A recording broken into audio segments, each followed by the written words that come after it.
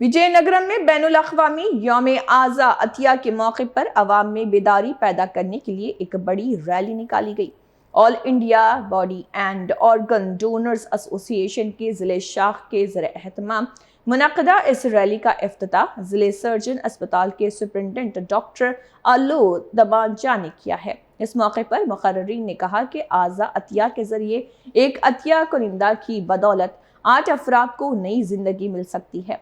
उन्होंने अवाम से अपील की है कि आज़ा और जिस्म अतिया से मुत्तल्लिक़ गलत फहमियों को दूर करें और रज़ाकाराना तौर पर आज़ा अतिया करने के लिए आगे आएं।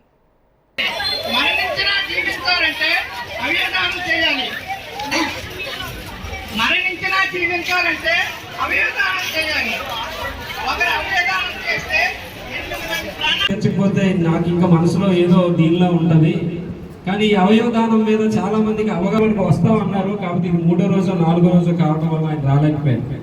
అంటే చాలా మంది ఇలాంటి దగ్గర కొనుక్కోగలిగారు. కానీ అవగాహన పెరిగిన తర్వాత మనం 2 కళ్ళు దానం చేస్తే ఈశ్వరుడు మన అవయవాలతో ఈ సృష్టిలో బతుకుతారు.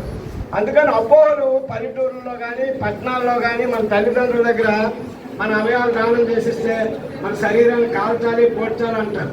వచ్చే జన్మలో మనం తప్పు చేస్తే నువ్వు ఆ జంతువై పుడతావు ఈ జంతువై పుడతావు అంటారు. మనం తప్పు చేసి ఆ కుక్క జన్మంతరం గాడి జన్మంతరం కన్నా మన కిడ్నీ ఒకరికి ఇచ్చి ఆ వ్యక్తులు దానం చేయొచ్చు. అవయవం ఎంతో కష్టంలో ఉండి మేము డాక్టర్స్గా హాస్పిటల్లో చూస్తూ ఉంటాం. దే నీడ్ కిడ్నీ ఫెయిల్ అయిపోతుంది, అలాగే లివర్ ఫెయిల్యూర్ అవుతుంది, డోనర్స్ ఉండరు.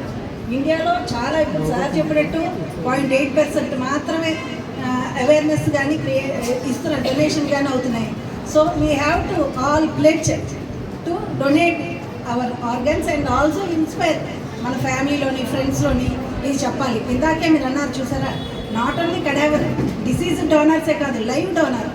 సపోజ్ మన ఇంట్లో డయాలసిస్ మీద ఉంటారు పెద్దవాళ్ళు, వాళ్ళకి దే నీడ్ కిడ్నీ, మంచి క్వాలిటీ ఆఫ్ లైఫ్ ఉంటుంది. డొనేషన్ ఇవ్వగలిగే ఉండదు, ఎందుకంటే సార్ చెప్పారు చట్టం ప్రకారం నియరెస్ట్ రిలేటివ్ మాత్రమే ఇవ్వాలి, ఎందుకంటే ఏమైనా మిస్మేనేజ్ అవుతాయని. అలాంటప్పుడు ఇలా డిసీజ్ డోనర్స్ కనుక ఉంటే ఫ్యామిలీస్ కనుక సపోర్ట్ చేసి మనం ఇండివిజువల్గా మనం ప్లేట్ చేస్తే many lives will be saved. So if you can become heroes by becoming a donor.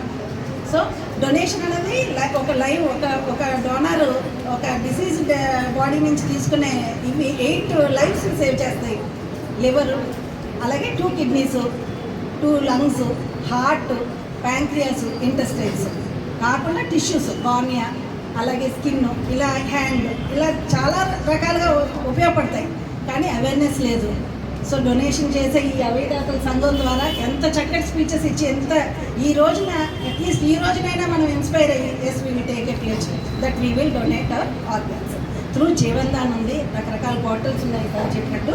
Wheel all do our job. Thank you for giving me this. కూడా మన అవయవాలను దానం చేయాలి. ఇప్పుడు మనకు ఒక నానుడు చూసారా, పునర్జన్మ అనే పదం ఒకటి ఉంది. అయితే పునర్జన్మ మనం మళ్ళీ పుడతామో పుట్టమో తెలియదు, కానీ మనం మళ్ళీ జన్మించాలి అంటే మన బ్రెయిన్ డెత్ అయిన తర్వాత మన శరీరంలో ఉన్నటువంటి ఆర్గాన్స్ని దానం చేస్తే మరొక 8 మందిలో మనం బ్రతకగలుగుతాం. దాన్నే పునర్జన్మ అని నేనైతే భావిస్తాను. అయితే ఈ శరీర అవయవదాతల సంఘం అనేది ఏంటంటే మన ఆంధ్ర తెలంగాణ రాష్ట్రాల్లో గత 20 సంవత్సరాలుగా ఈ శరీర అవయవదానం గురించి అవేర్నెస్ నిర్వహిస్తుంది. మన ఉద్యమాల ఫలితంగా జీవన్దాన్ అనే పోర్టల్ ఒకటి రాష్ట్ర ప్రభుత్వం జీవన్దాన్ అనే వెబ్సైట్ని తీసుకుని వచ్చింది. మనకి ఎవరికైనా అదేవిధంగా కేంద్ర ప్రభుత్వం కూడా నొట్టో అనేది మనం గూగుల్లోకి వెళ్ళి సెర్చ్ చేస్తే వస్తుంది. అందులో మనకి అవయవాలు కావాలన్నా అందులో రిజిస్ట్రేషన్ అవ్వాలి, అవయవాలు కావాలన్నా ఇవ్వాలన్నా అందులో రిజిస్ట్రేషన్ చేసుకోవాలి. ఇందులో ఎటువంటి కూడా తప్పు జరగదండి, అంతా త్రూ ఆన్లైన్ ద్వారా జరుగుతుంది. అయితే ఈ అవయవదానానికి శరీరదానానికి తేడా తెలిసి ఎవరికైనా, అవయవదానం అనేది ఏంటంటే బ్రెయిన్ డెత్ అంటే డాక్టర్స్ అంటారు మరి పనికిరారమ్మా చనిపోతారు బ్రతకరు అని చెప్పేసి అంటారు, తెలుసు కదా. అటువంటిప్పుడు ఏంటంటే బ్రెయిన్ పనిచేయదు, బ్రెయిన్ పూర్తిగా డెత్ అయిపోద్ది. హార్ట్, పల్స్, ఈ ఆర్గాన్స్ అన్ని కొంత టైం వరకు పనిచేస్తాయి. అది ఎంతవరకు పనిచేస్తాయి? వెంటిలేటర్ మీద ఉన్నంత వరకు మాత్రమే పనిచేస్తాయి. వెంటిలేటర్ అని తెలుసు కదా, ఇవన్నీ పెడతారు ఐసీయూలో పెట్టేసి, అవి ఉన్నంత వరకు పనిచేస్తాయి. ఆ టైంలో మనం ఆర్గాన్స్ డొనేట్ చేయాలన్నమాట. ఆ టైంలో డొనేట్ చేయాలంటే మనం ఈ మాలాంటి వాళ్ళు కానీ లేదంటే జీవనదాని వాళ్ళు కానీ చెప్తే వెంటనే వాళ్ళు వచ్చి అవయవాలను కావలసిన అవయవాలు అన్ని అవయవాలు తీసుకోరండి. అయితే కొంతమంది అవయవదానం చేయడానికి కొంతమంది అనర్హులు. ఎవరు అనుకున్నారు? టీబీ, క్యాన్సర్, తర్వాత HIV ఇటువంటి సివియర్ జబ్బులు ఉన్న వాళ్ళు ఎవరు కూడా అవయవదానం చేయడానికి పనికిరారు.